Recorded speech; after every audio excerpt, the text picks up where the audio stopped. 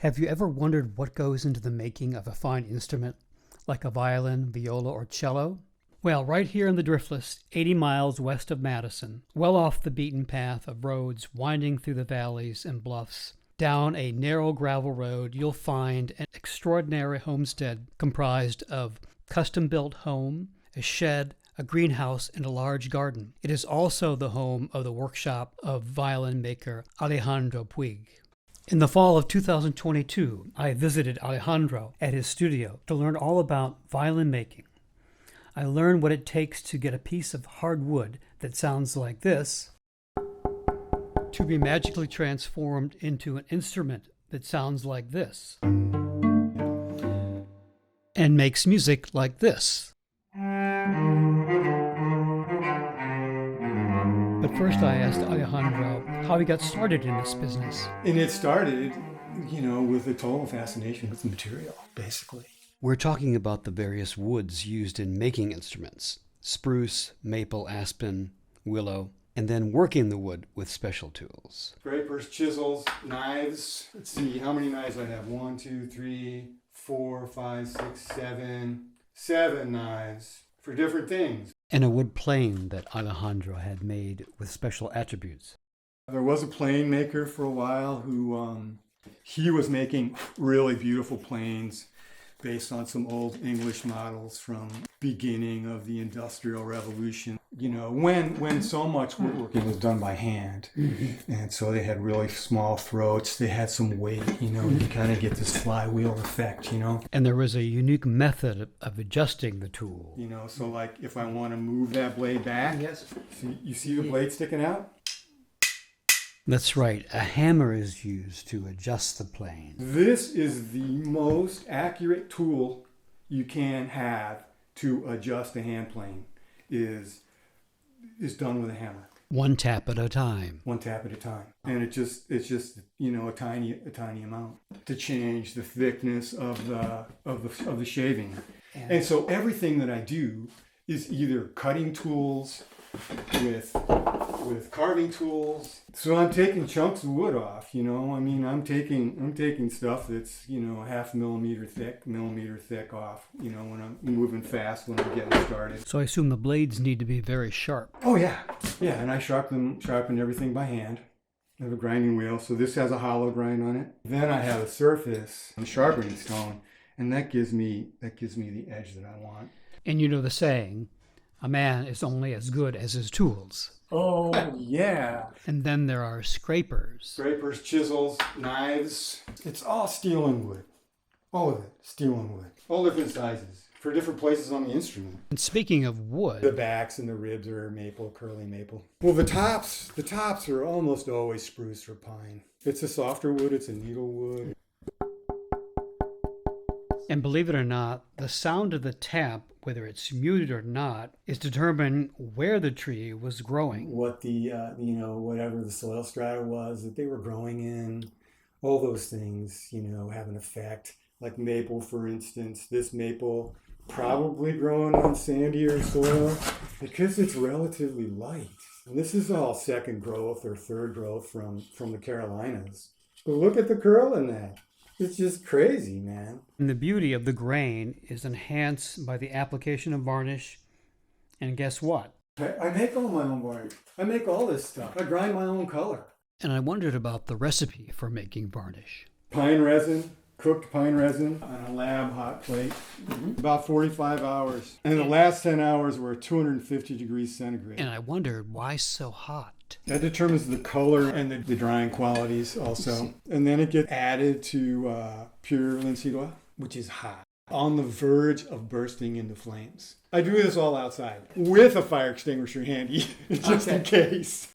And then I asked Alejandro whether this was a secret recipe of his. Well, this is it's really a traditional old recipe in a sense that, it kind of disappeared for a long time, but we've figured it out in the meantime, like in the last 15 years. So after all the woodwork is done, Alejandro prepares the surface of the instrument to receive the varnish. And that's done by sanding and polishing the surface with horsetail, a plant found in our region. Yeah, it actually has a polishing quality to it. It takes that last little bit of kind of fuzziness off the surface of the wood and leaves it polished. And then I begin applying my finishing materials to it. Actually, these days I'm using a mineral ground, which I also make, which helps seal up the surface. It's ground mica. And then I brush that on. It's kind of a watery solution. It's a bit of magic in the sense that the surface looks like it's covered with kind of a slip of clay almost. But then I apply this magic stuff, which I also make, which is a different version of, it's very thin. And that colors the wood in a very beautiful way. Okay. And those two materials, light travels through them the same way. And they're similar in the way that they transmit light. So then you have this beautiful kind of glossy surface. Then I start laying down this oil varnish. A durable, beautiful finish. And finally, after the varnish is dry, the instrument is played for the first time. And then it will usually require some further adjustment, particularly with the sound post inside the body of the instrument. Especially on a cello, the sound post. It takes a while before, they stretch initially at first a bit, and it's movable. You can put it in different spots, and you can also adjust the tension and move it towards the center line of the instrument or towards the ribs. There are three things that are really important: is fit, tension, and placement. A big effect. It's kind of the soul. In Italian, they call it anima, which is the soul. So here we have a craftsman that is ultimately a purveyor of finished wood that vibrates and reflects light elegantly and has a soul. The end result is a fine instrument. I then asked Alejandro if he could describe the personality of his instrument. Rich, warm, sweet, happy. It makes vibrates in here. And Alejandro pointed to my heart, meaning that the instrument is able to project a sound that resonates in the hearts of the listeners. And of course, it depends on who is playing it. So I wondered about the instrument's destiny. I would love for it to go to someone here in the upper Midwest so I can go and hear it. The other thing that happens is whoever buys this will be the first person that begins to shape its personality as an instrument over time. And indeed, time is the next ingredient required to bring this instrument to its full potential. In the right hands, this instrument will mature, like the cello crafted in Cremona, Italy by Gennaro Galliana in 1750.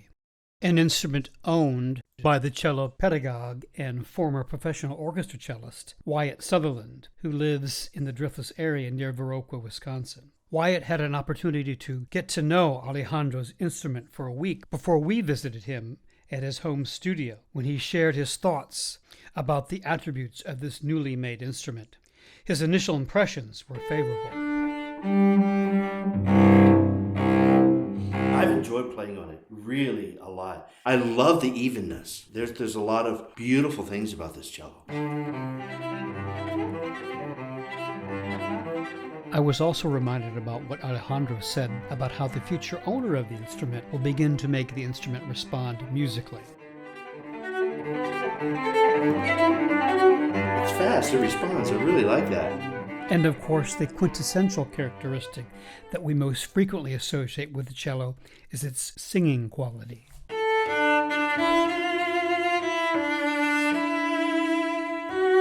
It's got a really nice singing quality to it.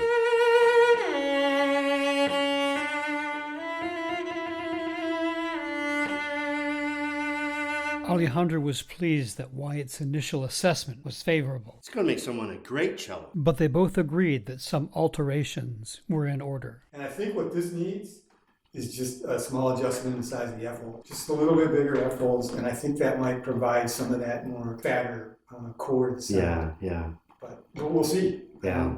It was that deep chest sound Alejandro was talking about on the lower strings. Wyatt demonstrated the difference by playing a passage on the new instrument and then on his 1750 Gagliana cello. Listen to the bass.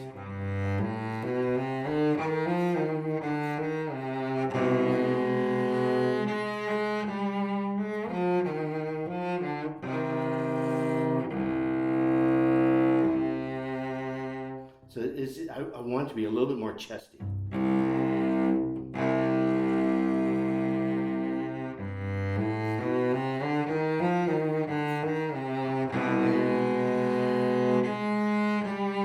Okay, so I'll try it here.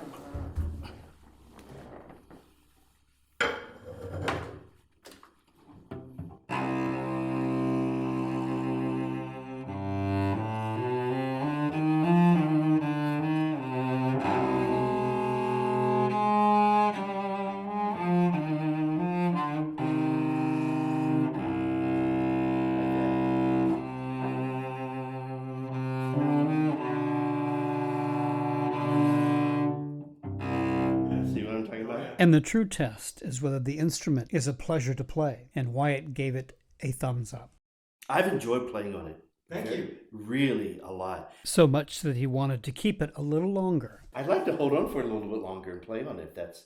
Would you like to? I would love to. Cool. I would love to. Yeah. And if it's still available this summer, Mm-hmm. maybe we do a performance with this cello in there. So, you know, it's up to you. I'm kind of hoping it's not, Wyatt. Yeah, exactly. Yeah. I also hope after the changes are made that the instrument finds a loving owner. Either way, we all would look forward to hearing it bear its soul, its anima, in a public performance soon. In the meantime, let's hear Wyatt perform the Gigue from Bach's Fifth Suite for cello in C minor, performed on Alejandro's newly made cello.